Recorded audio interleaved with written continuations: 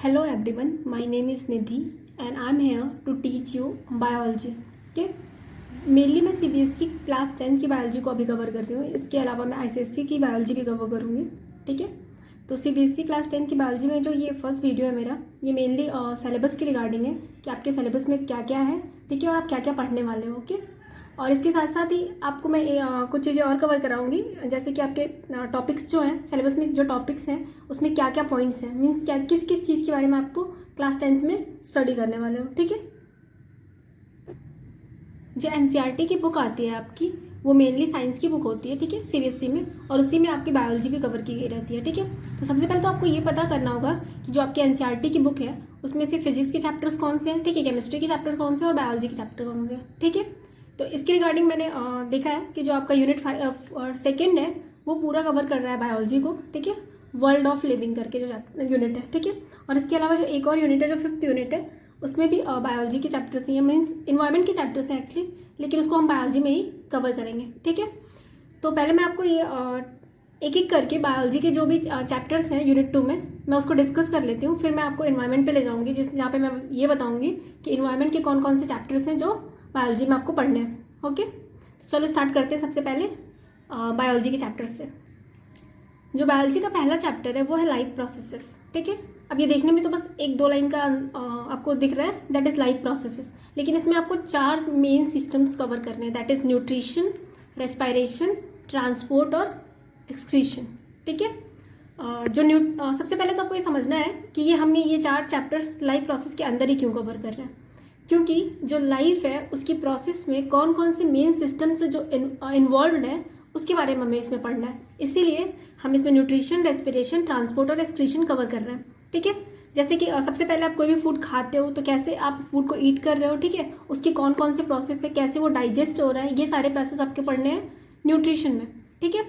Nutrition के बाद आपको पढ़ना है कि आपको जो आप अगर एक लिविंग बीइंग हो तो आपको सस्टेन करने के लिए सबसे ज़्यादा इंपॉर्टेंट किस चीज़ की, दैट इज रेस्पिरेशन. तो आपको सेकेंड चैप्टर रेस्पिरेशन पढ़ना है. ठीक है. फिर आपने जो फूड कंज्यूम किया था, जिसको आपने डाइजेस्ट कर लिया था, उसको अपनी पूरी बॉडी में ट्रांसपोर्ट कैसे करोगे. ठीक है. तो उसके लिए आपको ब्लड सर्कुलेटरी सिस्टम पढ़ना पड़ेगा. ठीक है. जिसके थ्रू पूरा फूड भी हमारी बॉडी में ट्रांसपोर्ट होता है और ऑक्सीजन भी हमारे बॉडी के डिफरेंट पार्ट को कवर किया जाता है या फिर दिया जाता है. ठीक है ना. तो फिर ट्रांसपोर्ट वाले चैप्टर में आप पढ़ोगे ब्लड सर्कुलेटरी सिस्टम. ठीक है. एनिमल्स की बात कर रही हूँ मैं, अभी प्लांट्स के बारे में बात नहीं कर रही हूँ. ओके. फिर अगर देखो तो जो भी चीज़ें हमारी पूरी बॉडी में ट्रांसपोर्ट हो गई, हमारी बॉडी में कुछ वेस्ट प्रोडक्ट भी बच जाएंगे. ठीक है.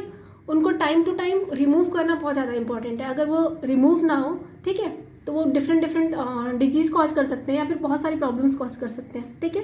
तो उनको टाइम टू टाइम रिमूव करने के लिए जो सिस्टम आप पढ़ रहे हो, दैट इज एक्सक्रीशन. ठीक है. अब ह्यूमंस की बात करें तो ह्यूमंस में जो एनिमल होता है वो न्यूट्रिशन के लिए कौन सा ऑर्गन सिस्टम यूज करता है, दैट इज डाइजेस्टिव सिस्टम. ठीक है. रेस्पिरेशन के लिए वो क्या करता है, लंग्स वाला जो पूरा सिस्टम है उसको कवर करता है. ठीक है. और ट्रांसपोर्ट के लिए जो हमारी बॉडी में बॉडी के डिफरेंट पार्ट में जो भी चीज़ें हैं उसको ट्रांसपोर्ट करने के लिए हम जो सिस्टम यूज़ करते हैं, that is blood circulatory system. ठीक है. और एनिमल्स जो एक्सक्रीशन के लिए जो सिस्टम यूज़ करते हैं, दैट इज एक्सक्रीटरी सिस्टम, और इसमें मेनली किडनीज, ठीक है, पार्टिसिपेट करते हैं. ठीक. अब इसके अलावा अगर हम प्लांट्स में देखें तो प्लांट्स में जो न्यूट्रिशन होता है वो ऑटोट्रॉपिक होता है. ठीक है. तो मेनली क्लोरोप्लास्ट के थ्रू अपना न्यूट्रिशन पूरा कवर करेंगे. ठीक है. तो हमें प्लांट्स में ये वाला पूरा कवर करना है. और प्लांट्स में जो रेस्पिरेशन होता है उनकी पूरी बॉडीज होते हैं. तो रेस्पिरेशन वाला जो कॉन्सेप्ट है प्लांट में, वो हमें बहुत ज़्यादा नहीं पढ़ना है. ठीक है. नॉर्मल में ये पढ़ना है कि कैसे होता है. ठीक है. फिर जो ट्रांसपोर्ट की बात करें तो प्लांट्स में ब्लड तो होता नहीं है, प्लांट में लिक्विड होता है. तो उनके अंदर जो फूड और वाटर एंड मिनरल का जो ट्रांसपोर्ट होता है वो जाइलम और फ्लोएम के थ्रू होता है. ठीक है. तो हमें जाइलम और फ्लोएम के बारे में थोड़ा सा पढ़ना है. ठीक है. फिर उसके बाद प्लांट में जो एक्सक्रीशन होता है, जो वेस्ट मटेरियल्स का रिमूवल होता है, वो भी उनकी जनरल बॉडी सरफेस से होता है. तो इसमें हमें एक्सक्रीशन में भी बहुत ज़्यादा नहीं पढ़ना है, हमें मेनली थोड़ा सा कॉन्सेप्ट पढ़ना है कि कैसे कोई भी वेस्ट मटेरियल वो प्लांट से रिमूव हो रहा है. ठीक है. तो ये जो फर्स्ट चैप्टर है इसमें ये सारे कॉन्सेप्ट्स आपको पढ़ना है. ओके. इसकी जो सेकेंड यूनिट है इसमें आपको कंट्रोल एंड कोऑर्डिनेशन पढ़ना है. ठीक है. अब देखो, हमारी बॉडी को कंट्रोल करने के लिए और कोऑर्डिनेट करने के लिए जिस सिस्टम या फिर जो ऑर्गन्स पार्टिसिपेट करते हैं हमें उसके बारे में पढ़ना है. अब देखो, इसमें प्लांट और एनिमल दोनों के बारे में पढ़ना है. एक्चुअली 2 डिफरेंट टॉपिक्स है, मैंने एक साथ लिख दिया है, control and coordination in plants and control and coordination in animals. ठीक है. तो सबसे पहले हम बात कर रहे हैं control and coordination in plants. तो इसमें आप देखोगे कि दो चीज़ें पढ़नी है आपको। एक तो tropic movement in plant. Actually जो प्लांट्स होते हैं वो मूव तो करते नहीं है वन प्लेस, जैसे यहाँ पे थे और यहाँ पे चले गए, ऐसा तो होता नहीं है।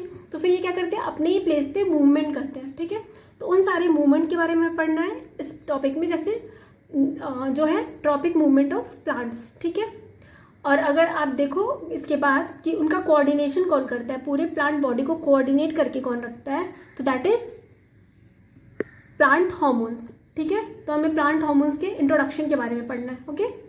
इसके बाद हम control and coordination in animals जब पढ़ेंगे तो इसमें आप देखोगे कि इसमें हमें किस किस चीज़ के बारे में पढ़ना है। तो first one is nervous system, हमारी बॉडी को कंट्रोल करने का या फिर हमारी बॉडी में मैसेजेस ट्रांसफर करने का, ठीक है। ये सारे काम कौन करता है, that is our nervous system, ठीक है। तो हमें नर्वस सिस्टम के बारे में डिटेल से पढ़ना है, ठीक है। फिर हमें पढ़ना है voluntary and involuntary and reflex actions, ठीक है। हमारी बॉडी के कौन कौन से एक्शंस है जो वॉलेंट्री होते हैं, जो मतलब हम अपनी मर्जी से करते हैं, ठीक है। फिर कौन से एक्शन ऐसे होते हैं जो इनवॉलेंट्री है, जो अपनी मर्जी से नहीं करते फिर भी होते हैं, जैसे आप अपने पल के झपकाते रहते हो, ठीक है। और रिफ्लेक्स एक्शन के बारे में पढ़ोगे, ठीक है। इसके अलावा जो थर्ड पॉइंट पढ़ोगे आप एनिमल्स में, that is animal hormone like insulin, ठीक है। इन सब हार्मोन्स का हमारी बॉडी में क्या रोल है और हार्मोन्स की डेफिशिएंसी या फिर ज़्यादा होने से कौन कौन से डिजीज हो सकते हैं, हमें इसके बारे में पूरा पढ़ना है एनिमल हार्मोन वाले चैप्टर में, ठीक है। तो ये जो पूरा चैप्टर है कंट्रोल एंड कोऑर्डिनेशन इन सब सारे पॉइंट से डील करेगा, ओके। अब जो फोर्थ चैप्टर है, थर्ड चैप्टर मैंने एक्चुअली एनिमल वाले चैप्टर को मान लिया था। तो जो फोर्थ चैप्टर है दैट इज रिप्रोडक्शन। अब प्लांट और एनिमल में दोनों में रिप्रोडक्शन कैसे होता है, ठीक है, कौन कौन से ऑर्गन्स जो हैं जो पार्टिसिपेट करते हैं रिप्रोडक्शन में, इसके बारे में पढ़ना है।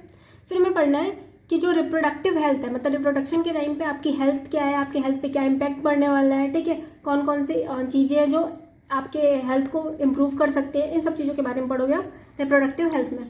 फिर जो थर्ड है that is safe sex versus HIV and AIDS, मतलब कि अगर जो सेक्स है वो अगर सेफ ना हो तो उससे कौन कौन से डिजीज हो सकते हैं, ठीक है। HIV और एड्स कैसे होता है, ठीक है, इसके क्या क्या प्रिवेंशंस हैं, ये सब पढ़ोगे आप इस वाले चैप्टर में, ठीक है। फिर जो फोर्थ चैप्टर है that is child bearing and women's health, ठीक है, मतलब अगर एक वुमेन प्रेग्नेंट है या फिर वो चाइल्ड कंसीव की हुई है, ठीक है, तो उसके क्या क्या हेल्थ मेजर्स हैं, ठीक है, उनके हेल्थ में क्या क्या ध्यान रखना है, ठीक है, और साथ में उस पर्टिकुलर चाइल्ड का डेवलपमेंट कैसे हो रहा है, इस सब के बारे में स्टडी करनी है, ठीक है। तो ये रिप्रोडक्शन में ये चारों टॉपिक्स आपको क्लियरली पढ़ने हैं। इसके बाद जो मैंने ये दो चैप्टर्स उठाए हैं, हेरिडिटी एंड इवोल्यूशन, ठीक है, ये जो चैप्टर है इसमें मेनली ये पढ़ना है कि आपके अंदर से जो आपके कैरेक्टर्स हैं, आपके पेरेंट्स के थ्रू आपके कैरेक्टर्स आपके अंदर कैसे ट्रांसफर हुए, इन सब के बारे में पढ़ना है। और इसके लिए कुछ लॉज होते हैं, ठीक है, जैसे लॉज ऑफ इनहेरिटेंस, ठीक है, जो मेंडल्स ने दिया था, ठीक है। तो ये सारी स्टडी करनी है हमें लॉ ऑफ इनहेरिटेंस में, ठीक है। उसके बाद ह्यूमन सेक्स का डिटर्मिनेशन कैसे होता है, जैसे कि एक मेल चाइल्ड बना या फिर एक मेल चाइल्ड बना या फिर एक फीमेल चाइल्ड बनी, ठीक है, तो कैसे मेल और फीमेल चाइल्ड बनी, ठीक है, उनके बीच में क्या डिफरेंस है, ठीक है, ये दोनों चीज़ें हम पढ़ेंगे सेक्स डिटर्मिनेशन वाले चैप्टर्स में, ठीक है। और इसी में हम थोड़ा सा क्रोमोसोम्स के बारे में भी पढ़ेंगे, ठीक है। फिर जो थर्ड है बेसिक कॉन्सेप्ट ऑफ इवोल्यूशन, ठीक है, इसमें हमें मेनली ये पढ़ना है कि ह्यूमंस का इवोल्यूशन कैसे हुआ, ठीक है, ह्यूमन ने सस्टेन कैसे किया और कैसे कैसे हमारे बॉडी में जो बेसिक डिफरेंसेस आते गए वो कैसे कैसे आए, इन सब के बारे में पढ़ना है बेसिक कॉन्सेप्ट ऑफ इवोल्यूशन में, ठीक है। तो ये जो तीनों चैप्टर है इनको हमें कवर करना है हेरिडिटी एंड इवोल्यूशन से, ठीक है। अब ये सारे जो चैप्टर्स थे ये आपने यूनिट 2 में कवर करना था, ठीक है। इसके बाद आप आएंगे यूनिट 5 में, ठीक है। यूनिट 5 जो है ये एक्चुअली नेचुरल रिसोर्सेज का चैप्टर है, जिसमें आपको 3 चीज़ पढ़ना है, sources of energy, our environment, management of natural resources, ठीक है। तो जो चैप्टर यूनिट 5 है उसमें आपको नेचुरल रिसोर्सेज के बारे में पढ़ना है, ठीक है। तो जो sources of energy actually physics या केमिस्ट्री में आप कवर करोगे, मेनली फिजिक्स में कवर करते हो, ठीक है। और मैं भी पढ़ा दूंगी आपको अगर टाइम मिला मुझे तो, ठीक है। लेकिन मैं पहले इन्वायरमेंट का चैप्टर कवर करूंगी जिसमें आवर इन्वायरमेंट चैप्टर है, ठीक है। और जो सेकंड चैप्टर है that is management of natural resources, तो इसके बाद मैं ये चैप्टर कवर करूंगी नेचुरल जो भी रिसोर्सेज है उनका हमें मैनेजमेंट कैसे करना है, ठीक है, इसको पूरा कवर करना है मैनेजमेंट ऑफ नेचुरल रिसोर्सेज में। सोर्सेज ऑफ एनर्जी में mainly conventional and non conventional sources of energy के बारे में पढ़ना है, ठीक है। तो जिसको आप मे भी फिजिक्स में पढ़ लो और अगर मुझे टाइम मिला तो मैं उसको भी कवर करूंगी, लेकिन पहले मैं स्टार्टिंग के टॉपिक्स से कवर करूंगी और जो फर्स्ट टॉपिक है दैट इज़ न्यूट्रिशन, ठीक है।